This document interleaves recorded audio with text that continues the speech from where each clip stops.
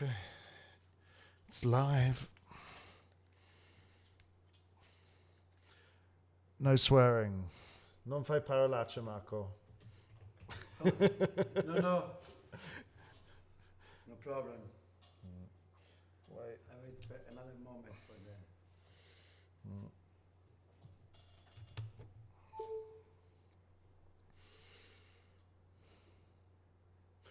We have a viewer.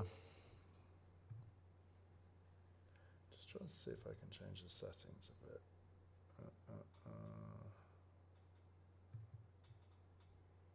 Output. Here we go. Oh, video bit rate. I can up it a bit. Improve the quality. Because we're on a fiber connection. Let it go up. Any frame drops? Nope.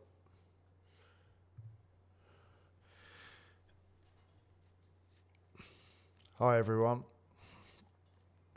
So let me just turn that mixer down. Okay, so I've got here a Banshee and I'm just playing in the new studio basically. So that's Marco on my left.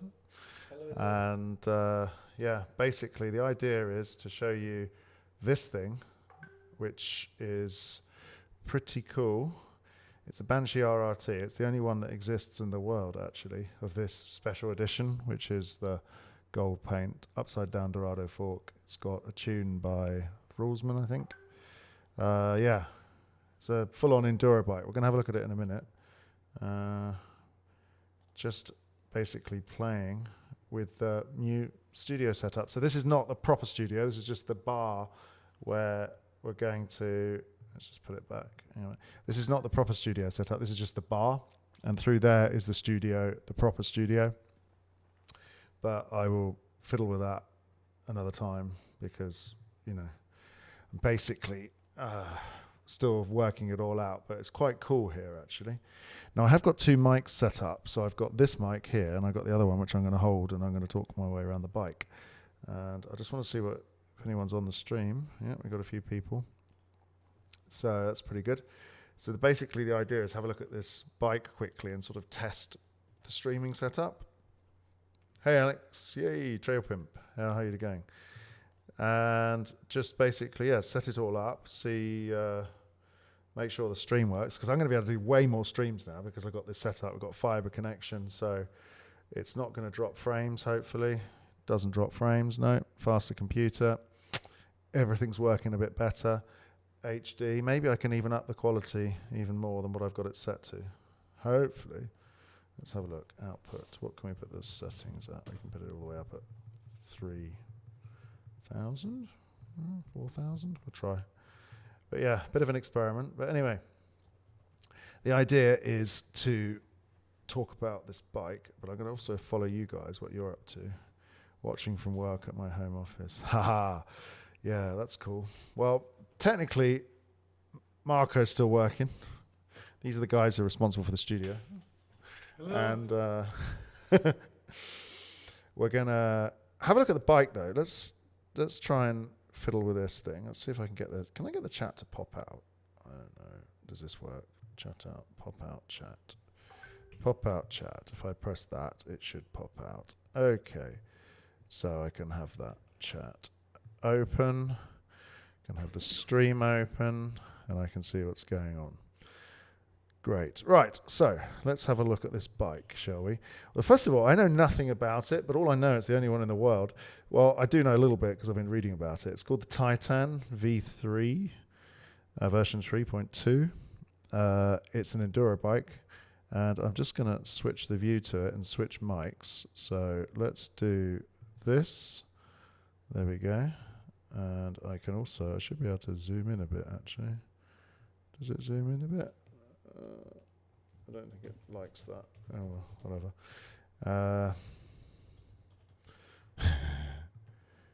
Yeah, that's fine. Okay, so that's the Titan. I'm going to switch mics. So I won't be able to read the comments properly because I've got the computer facing the other way. Eventually I'm going to have a setup where I have a big screen with the comments scrolling so I can see what's going on. And just, you know, chat as we need to, whenever we need to. Right. So let's get into this bike a bit first. So you can see it there. It's basically, I've got the stats right open in front of me. It only comes in M, L, and XL because it's a big bike.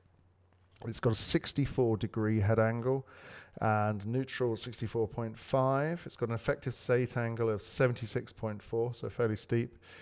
And it's got a seat angle at 700 mils of 76. I can see that. Anyway, so it's basically a pretty aggressive bike, and it's got that Dorado fork on it, which I've never used. So maybe I get to ride this thing at some point. I'll have to ask the owner, Alberto, but he'll probably lend it to me. But it's got a completely custom build, and I'm going to go through it now.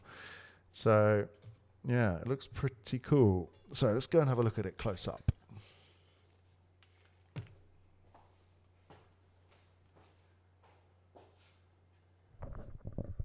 Right, you should still be able to hear me, and I'm looking at the bike. So first thing I noticed about this bike, it's full aluminium. We've got here a aluminium CNC custom brake mount. I think he's wanted to go 220 mil on the rear disc. It's got some Hope V4 brakes mounted on it, and it's got a SRAM derailleur. Honestly, it's only got an NX derailleur on it because you don't really need those high-end derailleurs if you're just going to have fun, and this bike's about fun.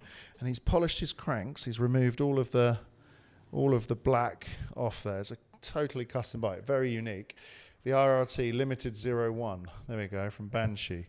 Welded aluminium frames. Such a nice finish. It feels like it's got no, this isn't adhesive on it, but yeah, you can easily put this bike back to. It's all about long-term ownership. You can bring this bike back to the original frame color or even the raw aluminium underneath if you want to. Obviously, there's no dropper on this. He's got it set for just riding around. So, interesting. What has he got in the front? This is what's cool. He's got a descendant bar, but he's got the Manitou Dorado fork. 200 mils of travel. Upside down fork. You don't see many of these actually around. Look how long my cable is. That's pretty cool. Go all the way over here. And it's got the rising and lowering links. It's DW style link. So pretty smooth ride downhill, and especially with this setup. Now, I think it's got it set up with 27.5 on the rear, 29 on the front. The bike there, it doesn't look like it's been ridden much yet because it's so clean, so nice. Oh my gosh, what a nice bike. But it's basically in rebuild mode at the moment. And he's got a 200 mil axle on the front. You need a 200 mil axle if you are using an upside down fork, obviously. Right, let's have a quick look at the comments.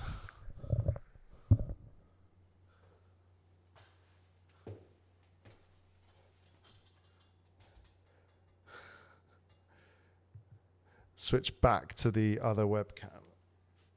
But yeah, I can hear myself speak. Hopefully it works, this whole stream setup. I'm going to do it more organized. Can you zoom in on the bike? I think we can. Let me just try and bring up the... bring it up. Let's bring that to there. Ooh, that was cool. Zoom in a bit. There we go. There we go. There's the bike. Hopefully the zoom's a bit better. Let's just see if that's worked out on the software. There we go. Zoomed in on it. Is that better? It's a sick build.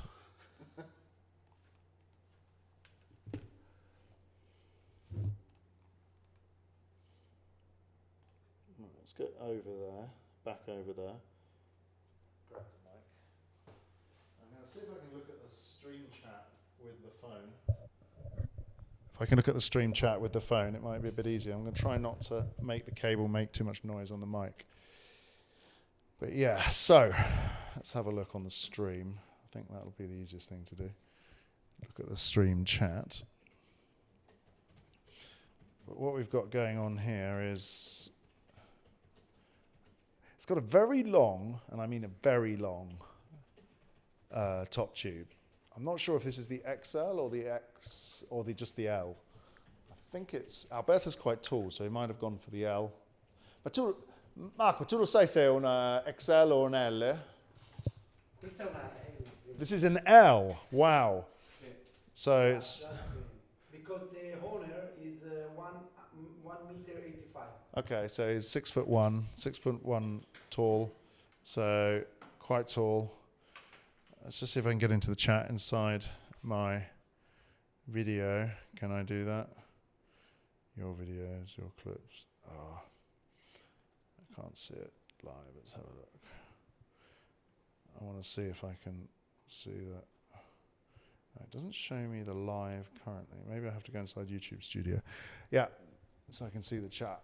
But we've got a 180 rear axle here. It's got its own custom, no, it's got a through axle. Sorry, not 180, it's got a, is it a 180? It might be, but you can have custom dropouts on this bike. So it's probably worth, can I get to my content? Can I see the live? This is what I want to see. I can't see the live chat on my phone. That's really annoying because the computer's over there.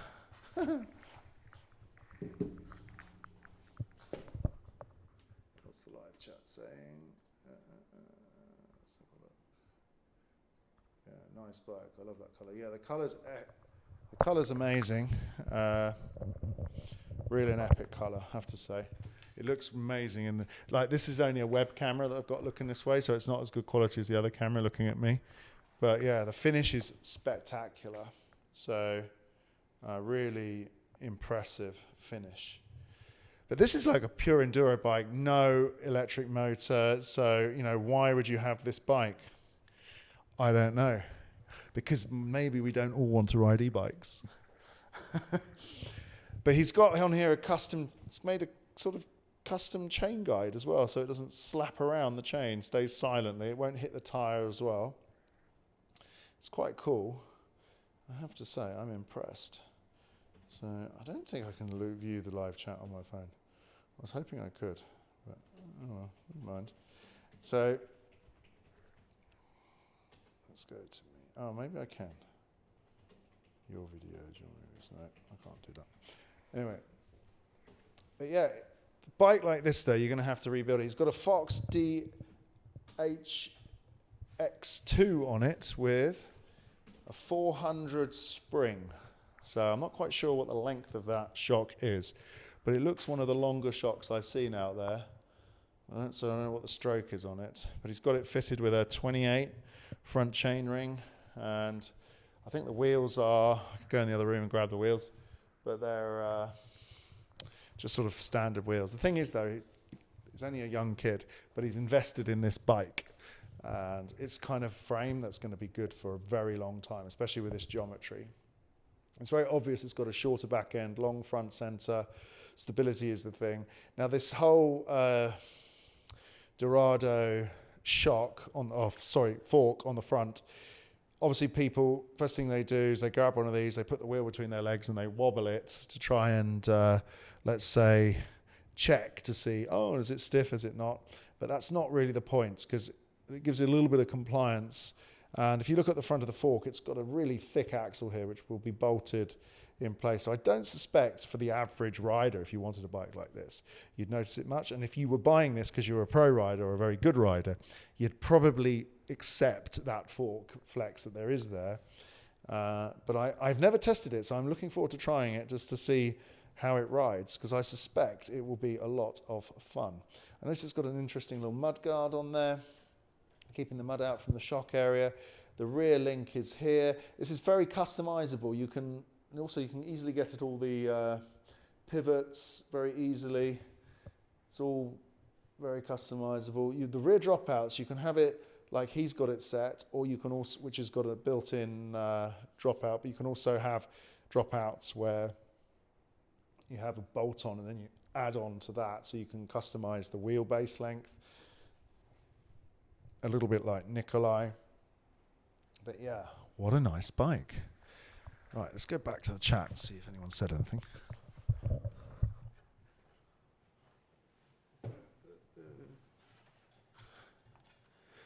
What color is it? It's like a...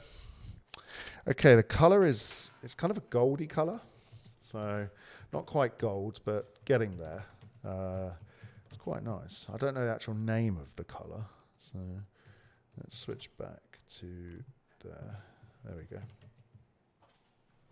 Yeah, I'm not quite sure the name of the color, but yeah, cool looking thing. I am very impressed by it.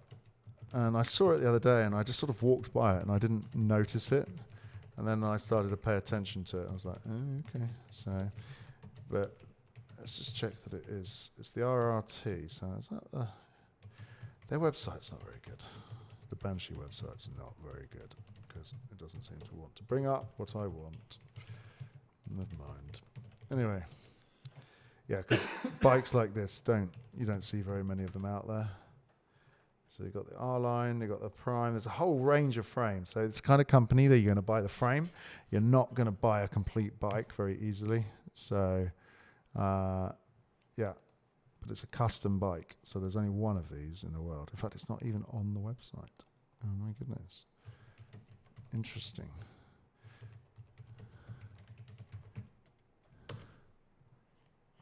Hey Marty, what's our layout, buddy? What color is it? Yeah, anyway, so yeah, if you check out the website from Banshee, you might find something, but you don't find a lot. So you've got to more go into YouTube and have a look at Rulesman, where he talks about this bike. Anyway, so I would like to give you a tour of the studio and everything, but unfortunately, I am a little bit attached by cables.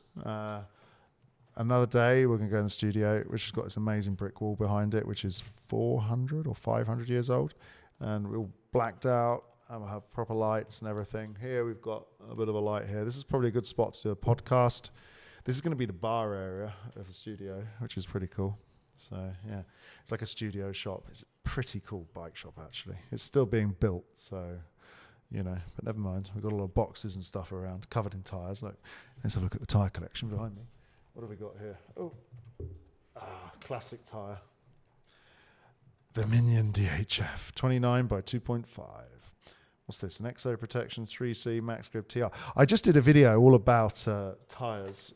I just did one on the, if you saw, I did a video on the Albert with the radial casing, and I have to say that tyre is, I feel no difference to riding a normal tyre. People don't believe me.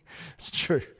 I think really, unless you're sort of doing a real close back-to-back test where you're sort of right in there trying to make sure that it's like properly being compared without any let's say, interference from external factors. So same trail, same bike, same rider, not tired, very close together. So you do the trail, you swap the tyres over as quickly as you can, do the trail again with a bike. I think that's pretty difficult to do.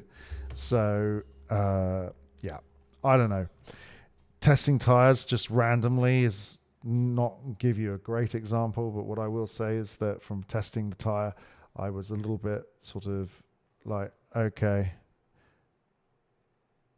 I'm going to go and look at the stream in a minute. Oh, pop-out stream. Yeah, what I was looking at, I'm going to answer that question, Sam. Drop a few hints in a minute. Hang on a minute. So yeah, basically the Albert tyre was, if you just give it to a normal rider, here, go ride this bike. Will you like the tyre? Will you like the way it rides? Feel it. Tell me what you think. And they're going to say, oh, it feels like any other tyre. And it's just, you're not going to notice it. But I did have a comment there, which I thought was very interesting. It was in Italian on the video. And it did say the consumption of the battery, he noticed when he was riding those tyres that it consumed between 10 to 15% more battery than a standard tyre. So possibly that's because of the compound, because it's a soft compound more than, say, the actual tyre construction. I'm not quite sure about that. But yeah, it's an interesting concept. Right, let's go into the comments and have a look what's going on in the chat. How many people have got on stream? I don't know. Let's have a look. Oh, we've got 5 viewers at the moment. Oh, we've had quite a few though actually coming in. So yeah, my view counts are going up actually a lot. So I appreciate everyone supporting the channel and watching. Okay, Sam. So what are we looking forward to get your hands on in 2025? Well, the brand new Specialized that will be coming out soon. So that's a good answer. It is coming out. Apparently it's been sat in the warehouses, or I don't know. No one's actually said anything's particularly clear to that, but Specialized always launch with the bike availability being immediate. So for sure, they've been sat in the warehouse. They were supposed to launch at the end of last year. I know people have been testing them for a while. I also know that all the journalists, I couldn't really go because my back's knackered, but they didn't choose me anyway, so never mind.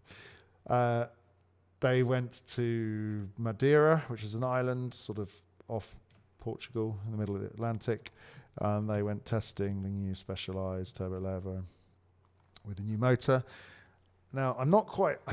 I've been told that it has 110 Newton meters torque, but I've also been told it could have 115 Newton meters, so that number can't confirm exactly. But I have been told that it has a modular battery system, so it's copying Bosch, basically. You have an 800 watt hour battery is the large one, or you can go 600, or you can go 400 with extenders. There's a whole range of things that's going on, so I'm looking forward to trying that bike definitely as soon as it's out. So yeah, how's the stream doing? Is it working? Seems like it. I wonder what you can see. I can't see on the scroll. Oh, I see what's going on. Yeah, you can see the video. I just wonder where I am on the video. Anyway, whatever. So yeah, so basically, I'm looking forward to really getting hands on that Specialized, basically. I've ridden the previous Levo and the bike was lovely, but found the motor wasn't as good as the Bosch. Interesting. Yeah, the old motor was good, but it was quieter. They'd improved it a lot because they'd done a lot of modifications inside it. Because the original motor, they had belt snapping. There were times where there was some people had 4 or 5 motors switched out. I tried that bike, the Levo Gen 3, a couple of years ago, and I really loved it when I set it up. I had the S-Works version, so I had a €14,000 bike, very expensive. Wireless everything. Worked pretty good, but there was a few points I would have liked to have changed on the design. But basically, for what I saw, that bike was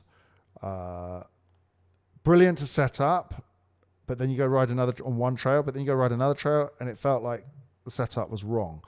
And you had to then reset up, which kind of felt ridiculous. You had to have a different setup for every trail. So yeah, so we got a shop.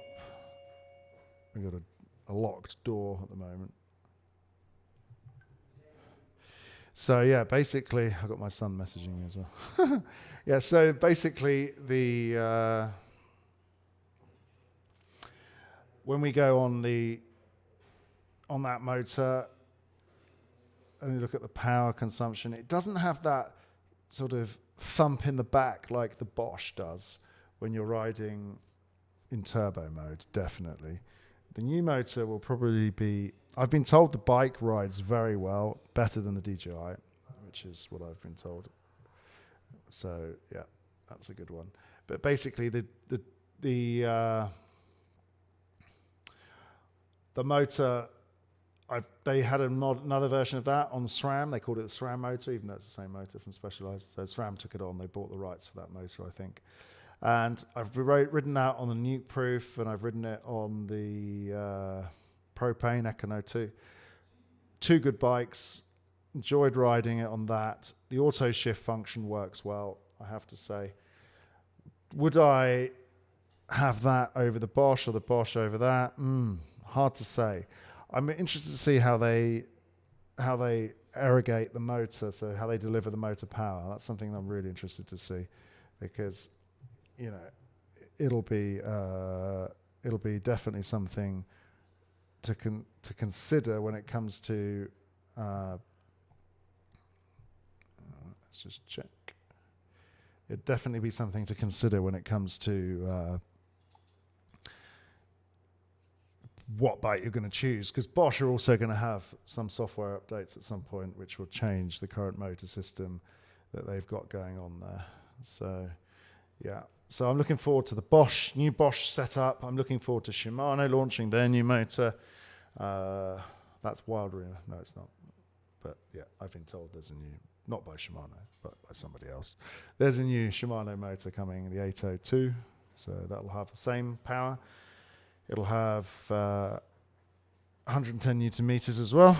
So that means there'll be 4 motors on the market with 110 Newton meters, and 2 of them will be the big brands. So lots of deals around the moment. Have any caught your eye that you would recommend? Ooh, haha.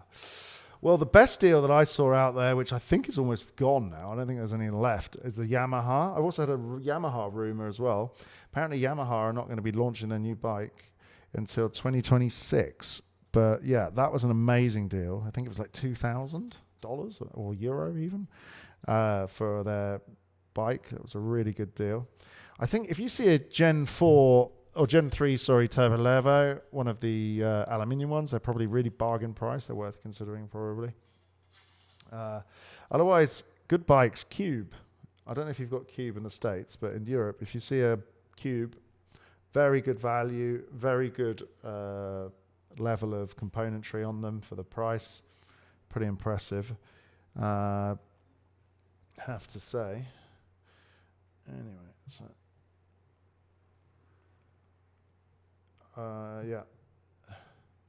yeah, so I have to say that's pretty impressive as well. And I'm trying to work out my live stream software.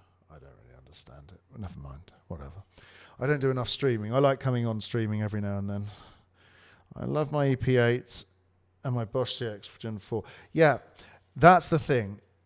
Do these new motors mean anything? Do you need 110 Newton meters? So I've been riding all in August. This 2024, I was riding 110 Newton meter motor, the Ascol. I had a prototype test, and I was riding it. And basically, yeah, you don't really need 110 Newton meters. If you've got a Gen 4, you're fine.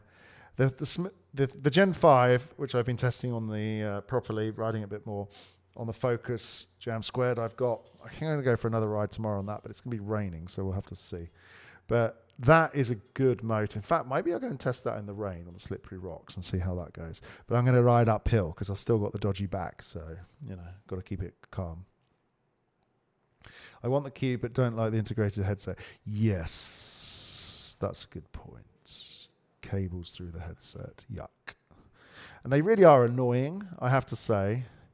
Yeah, and the 110. Okay, so riding around for a month with 110 Newton meters at my disposal when I just want to press the button, or yes, hi Mario. Yes, you're watching from wherever you are. Basically, 110 Newton meters going uphill. Probably unnecessary. I used it probably where I actually needed it to get me up a very steep slope, but I needed a lot of grip. Otherwise, I got wheel spin out, and I used that once, and the actual distance I traveled was about 50 yards. Not even, maybe 30 yards. That was one occasion, and there was another occasion on a little technical bit where I used it. Did I need it? No, not really.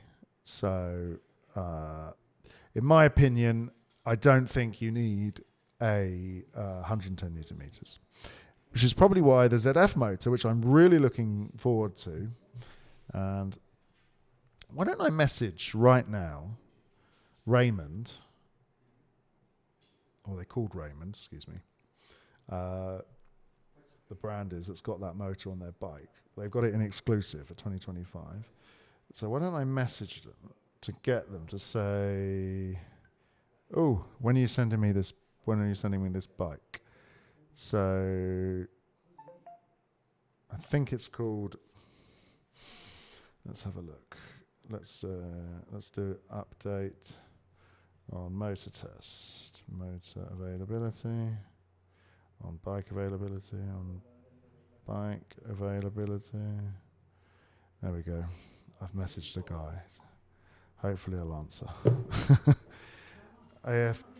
ZF does look dreamy. Yes, I've tried it. Okay, I've tried it in like not very perfect conditions, but I've tried it inside a racetrack, and there's some grass hills, and you can go up and around and about, and it was pretty good, but I didn't really have the right conditions for it. The thing what felt about it, the precision engineering and the smoothness of it was really impressive. It also had a kind of mechanical, metallic feel to it. And that was also very interesting that I haven't felt in any other motor. Possibly because it's full of oil as well. It's an oil bath bike. That's probably for heat management and also noise, I suspect. But yeah, very interesting. So yeah, ZF does look dreamy. Yeah, and it's got a good display on it. The only thing is people have said that the battery tech is a little bit behind the... It had quite a bulky battery, but I don't know. We'll have to see when they actually launch the bike. I don't know if they're in production or what they're doing. So I've been told production in China at the moment is really easy. So if you want to build a bike and start a bike brand tomorrow, you've got a design. You can go there and you just go boom, drop the designs on the frame builder's lap, and you'll probably have a few thousand bikes built within a week. So yeah, they haven't been ramping up, for what I've understood. But there we go. Anyway, so yeah, ZF definitely looking to try that. But I do think, and we pass back to that point, the Gen 4, if you've got a Bosch Gen 4, I wouldn't worry too much. It's a good motor. I've got a Bosch Gen 4 test bike and I still ride it and I love it. And I just don't need to buy another one, really. Because at the end of the day, also these mega battery, motor power, it's all about the power delivery, and I think the Bosch for now is the smoothest power delivery I've tried. I've been told the DJI does have very smooth power delivery by Muldoon. It'll be a little slimmer. Yeah, that's a good point. Yeah, the Bosch batteries, I haven't got one. There is actually a bike here. Maybe I can turn the camera around and we can grab one, but I think there is. Let me have a look a second. Give me a second. Let's have a look. Let's just switch the camera to wide, and then we go, yeah, there's a bike. I can see a bike. So I'm going to switch the camera over. We're going to have a look at a Bosch bike. Here we go. Look at this professional production value. Not very good, eh?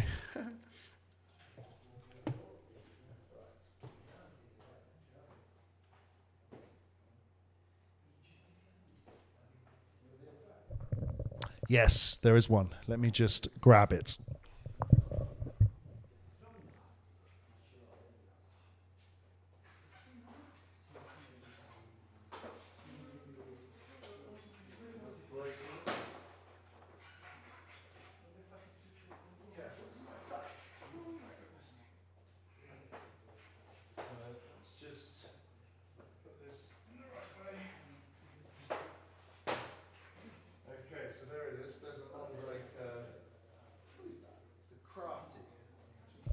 That's a Mondraker Crafty. There we go.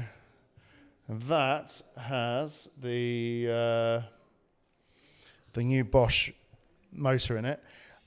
Obviously, this battery tube, it's a bit chunky. It's chunkier than I expected, but you can remove it. So if you build the frame really tight to the battery, you can probably get the frame slimmer. But they have designed it so that you can have an 800 in here, or you can take it out and put a 600 in it, and it's the same length.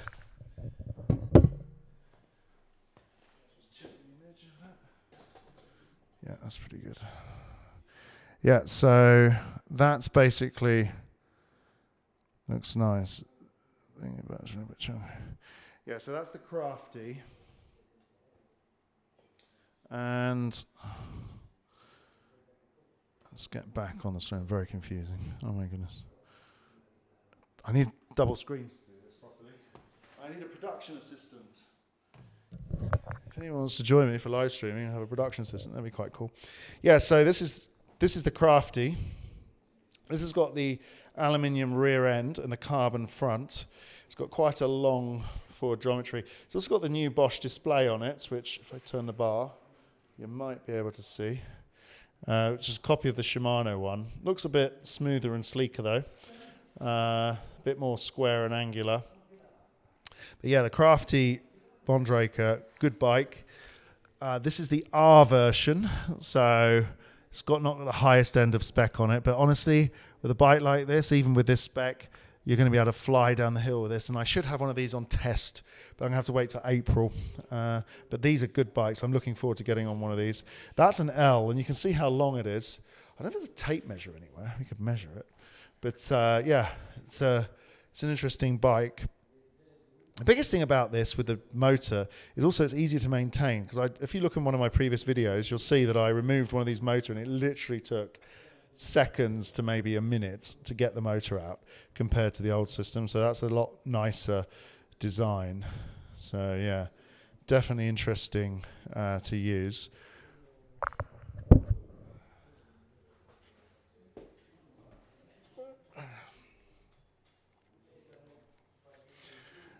Anyway, so that's that bike. Let's switch back off to me on the cam. So I don't know what you guys think of the setup of the studio. It's pretty cool. I like it. Do you know what I like? I like having fiber connection. Yes, because you go high speed. So you've got a Score. Oh, so I will be riding a Score. I don't know soon. I don't even know if it's going to be a brand new test bike or if it's going to be like an older version, but I will be at a test where there'll be Score there soon. So it'll be interesting to see what they come out with. But those are good bikes. They're fun. They built them for fun. BMC are the sort of the brand behind them, or the manufacturer behind them at the end. But they had this sort of brand which was all about fun riding, not racing, take it easy, and build bikes which people love to ride. And it is a good bike, and it's got the EP8 in it. I think it's got the EP801, so if you've done the software upgrade, you should have quite a punchy ride feel on it now. But nice bike. I rode that. I had a lot of fun on that. So it's good. You have to let me know how you get on with it. And yeah, and I'm interested to know your home office. So what are you doing? Watching me for? Maybe you're programming. Anyway, so I'm looking forward to also getting a few more motors on the same motors on different bikes, because the test bikes have been coming in very thinly recently. There haven't been many, and I'd also like to ride the white. So that would be a great bike to get in test. It's got the Bosch system on it. You can ride it with a 400 watt hour battery as well, which will give it an SX setup, so a lightweight feel. There's another bike coming from Mondraker with an SX motor in it from Bosch. So yeah, if Shimano come out with a new motor, unless they do something drastic with their service centers, I don't think anyone will buy it. Yes, that could be an issue. Goofing off watching this. Yeah, that could be an issue, definitely. Shimano, I mean, even as a journalist, I have to say, Shimano are a little bit complicated to get in touch with. You never really feel like you can talk to someone who can do something for you, get you the information you need, get you the bikes that you need to test. It's not easy dealing with Shimano, even at this press end of the spectrum. And I had a good contact there, but they left and they went to join another company, and that was great. But then, getting hold of them again, difficult. So I asked him, who's there now? They gave me contact. They didn't respond. So, Shimano, they don't have a great reputation. But I did meet in May, I think it was, one of the actual Shimano tech guys behind the motor system. They were in Finale. And, Marco's back doing some serious work.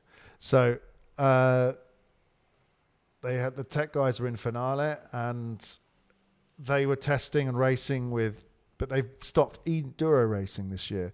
But there's just a new series that's announced today for Italy. It's called allenduro.it, and that will be normal enduro racing and e-enduro racing, because obviously they're taking the opportunity to fill in where the UCI and the World Enduro Series have disappeared, shall we say. But they were there putting together a bike, and I'm sure that their motors they had new software in it, but I bet you those guys were riding the new system. Shimano generally take their time to come to market, but when they do come to market, they come well. But I think some of the issues could have been due to third-party batteries, especially Canyon, who had a big screw-up with their third-party battery because it split in certain places. I had a test bike of that a while ago, but I never noticed a problem. But they called that one out, and I think there should be new batteries in people's inboxes or in pickup locations fairly soon. I think around March time. So that'll be an interesting point to take note of. But yeah. Anyway, so I don't think I'm going to go on much longer on this stream because at the end of the day, it was just more of a test. Let's get online, double cameras, a couple of bikes, have a chat. It's better to do these kind of things in the evening around 8 o'clock Europe time because everyone comes piling on and you end up with quite a few people on there keeping the chat going. But I do appreciate you guys watching. Let me just try something though before. Marco, I need you to speak. Okay. So here's your microphone. I have the talk on and my battery's coming in late March. There you go. So, tieni così. Okay, and tieni a questa distanza qua. Okay. So, this is Marco. Nice to meet you. So, if you're in Tuscany Okay. and you want to ride the best trails, where do we go? Oh, we start from here. So, where are Empoli. we? Empoli, Florence, near Florence. Right. It's easy to reach Empoli because we train. We are in the middle from Florence and Pisa, Okay. and the city of the two airports in Tuscany. So, if you want to go riding some pretty cool enduro trails, if you want to ride enduro, so tieni il microphone a questa distanza. Sì. Yes. We have a trail area on the Montalbano. It's a mountain near the shop, and we maintain all the area. We are trail builders and Shop builders as well. Yeah. Building the shop. Oh, look, this is. If the people wants to... Oh, we can donate. You can come into the shop. You can put some money in. There's not much in there. No. There we go. I can put something in it. There we go. Okay. Thank you, Alex. Thank you. Donated to the trail builders. And because no dig, no ride, if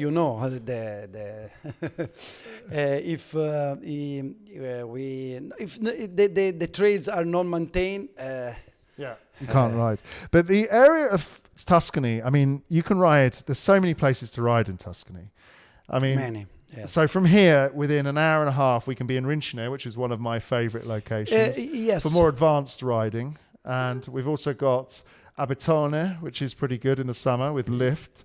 And you guys also do shuttling. You take people everywhere, yeah? Yes. If possible, we have a van with 7 people. We can do the shuttle, the shuttle for reach the top of the mountain. And the trail area, if you want to see the trail area, search on Trailforks, Montalbano. Yeah. And there's a lot of trails. Yeah, there's a lot of trails. And they're very cool and they're fast. And you're fast down them as well. I've seen him going off a jump in front of me, whipping. And I was like, how'd you do that? So, you know. It's fun. It's a spot here. It's possible to ride in all condition, even in rain moment, because it's sad and no mud. Sand. Sand. It's not sad, it's sand. Sad is triste. Okay. Sand. No mud. It's very. So it's good conditions. Yeah, very smooth. They're well built trails. They've got a lot of curbs in them. And yeah, it's a good place to ride. And I can lead you if you want to a guide or only a van for the shuttle to reach the top. But if you lead them, you go fast or you go slow? What do you do? No, we adapt to the preference of our customer. Yeah. Yeah. And they're all fully qualified trail guides, basically. So everyone's qualified. Everyone has all the safety stuff, because obviously you don't want somebody like Alex riding with you and hurting himself, do you? So so I got to tell a funny story. So when I was in the hospital, I think it was the second day. Second day, yeah. Second day, Marco came with his the guy he works with, Mario, and they already came late in visiting times, and they had to kind of talk nicely to the nurses to get into the place. So they got in, and they came in my room, and then Mario was looking at me, and I was like a mess. Destroy. Completely destroyed. So Mario's looking at me, and there's one of the nurses, this big guy comes in, he's like, "Oh, what are you guys doing here?" And they're like, "Oh," and then he left, and then he came back in with a machine to measure the blood pressure and the vitals of the guy next to me, because we were two in this big room. I go to nursery. And then what happened? Mario going white. Mario, looking at me, or we don't quite know what, started to feel faint. And he was like going white and not breathing properly. So they put him, he had to sit down. He's like trying to stand up. He's like, oh my God. So he has to sit down. And then they're like, the guy who was getting angry at him before realized, oh, this guy's not in good condition. No. And he had him on the machine. Yeah. For the pressure, everything, yes. And I'm lying there. I can barely move. I can't move my leg. I'm kind of crying with laughter. And at the same time, not quite sure what's going on. But yeah, that was a good adventure for my first trip in hospital for 11 days. And then, thanks to Marco, when I left hospital, he came to pick me up. But you also picked up a bike, so it was a double. Yes, and I transport your bike to the Mondraker. Yes, we send the Mondraker to the factory. Yeah, to the factory. Because I had this bike. In fact, that week I lost 2 bikes worth €10,000 each, because no one knew where they were, because they couldn't call me, because I was in hospital. I wasn't responding to anyone apart from friends or family. And so we had to find 2 bikes, and then eventually they got in touch with me. And one bike was with the police, because they got the bike from the woods, because I dumped it in the woods. And the other guy, because that was an interesting choice. For one moment, I was there. Do I save my life or do I save the bike? And I had a €10,000 bike, so I was just like, okay. So I just chucked the bike into the bushes and said, oh, leave that. And I'm going to go, I'm going to save myself. So I kind of crawled and walked. I was in terrible pain, blood everywhere, still bleeding. It was horrific. Terrible. And I abandoned the bike, and then the police came and picked it up or found it. That was good of them. Yeah. They were organised. Italian police. People think they're not very good, but they're pretty good. So they found that bike, and then it got taken off to a police station somewhere. So somebody then had to get the documents to prove the ownership of the bike from Trek. And then they had to go into the police station with all these documents to try and prove that they could pick it up, so they didn't get stolen. Anyway, quite interesting. And then the Mondraker was stuck in my place. So when he eventually came to get me, I gave him and said, here, you can have your Mondraker back as well to Mondraker. And they picked that up. So that was cool. But yeah, quite an adventure. But then you did something for me the other day. I didn't want to do this. I went for a bike ride. And then what happened? We come back to the accident in the woods. In the woods. The spot where it happened. Yes, I asked to Alex, please. I want to see the point of the crash. Yeah. And we find. And I was like, ugh. And then you kind of said, no, we're going to go and find it. So.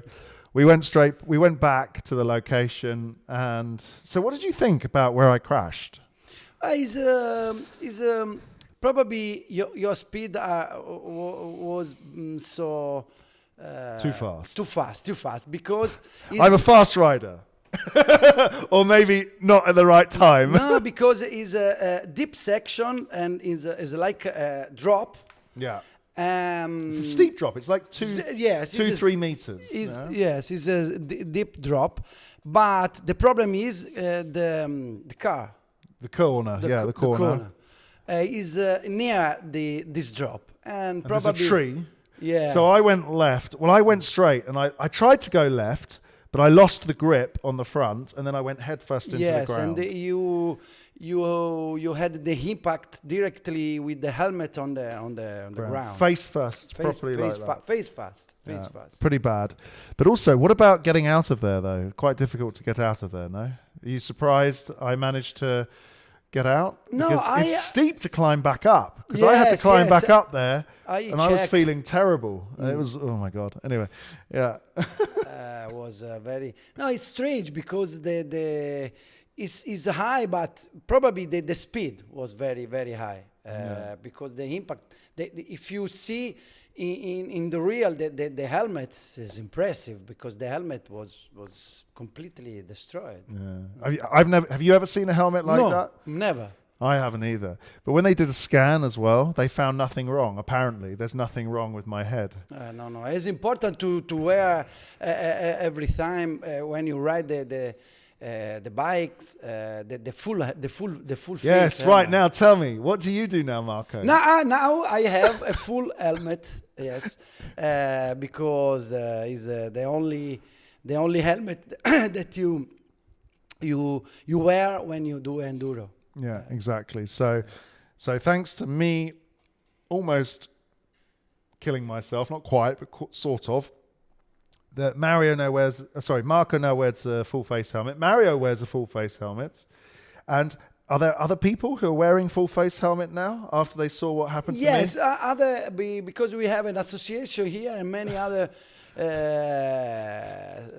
people wants to ride the full helmet, and I suggest to all. I am a guide, and I suggest to all wear full helmet. Yeah. So we're going to simulate what happened to me with the jelly. The head is gone. Anyway. Okay. So you're being on the live stream now. So we've got a few people watching right now, but there'll be more later. So okay. But anyway, so guys, if you want to ride in central Italy, they do Leonardo da Vinci Bike Tour. Like Leonardo da Vinci Bike Tour, they can do any level you like. Come and find. For a view of the countryside is we pass only in secondary road inside the olive trees, vineyards. And we stop for a wine tasting so we can ride villa. Drunk, yeah? We can drink wine and then ride an enduro trail. Yes. No, enduro is better now. But it's possible to do enduro, but in case family route or easy route, for everything we can see medieval village all around here, like Vinci, Samignato, famous for truffle, Montrapoli. So I hear food and wine. Food and wine is a big one on the list. So if you're interested. Okay, we are in Tuscany and the sun's shining and the food are. And literally, when we go for a ride, when we ride normally and we're just riding without tourists. I mean, I don't ride with tourists, but when we ride, we always want to finish with a drink or good food at the end of the ride. Yeah. Yes. That's the priority. This is the priority, yes. And it's a bit why do we have a bar in a bike shop? Yes, food and wine. It's a bike cafe. Oh, it's a bike cafe. Okay, so at the moment it's got computers on it and stuff, but eventually this will be cleared out and this will be... work in progress. Work in progress, but there we go. All right, cool. Thank you. Well, thank you to you. Thank you, Marco. To all. Yeah. And we wait for you. Yeah. There we go. In Tuscany. Bye-bye. Ciao. Thanks, Marco. So there we go. That's what you hear from Marco. Give a little plug. No, but really, seriously, he's an amazing rider. So if you want to go ride and do some cool trails, they'll take you where you want, how you want. He's definitely the man for the job. Probably the fastest, most accomplished guide in the area, in my experience. Anyway, right, guys. So I think I've sort of covered everything now that I was expecting to do in like a short sort of test stream, let's call it. And we had a quick look at the Banshee. Looks pretty cool. I don't really know much about it. I want to ride it though, and I'm going to get on that and ride that at some point. And I just appreciate everyone watching, and I'm going to say goodbye to everybody. So thanks for watching. Go give a like to the video stream, and also go and like all the latest videos and leave comments, yeah, because it really helps. If you watch the channel, it's growing really fast. I've got huge view counts on small subscribers, so I'm really grateful for that. And if you want to watch other videos, go on motor.it, or I'm also on there, but that's in Italian, so there we go. Anyway, all right, cheers everyone. See you next time.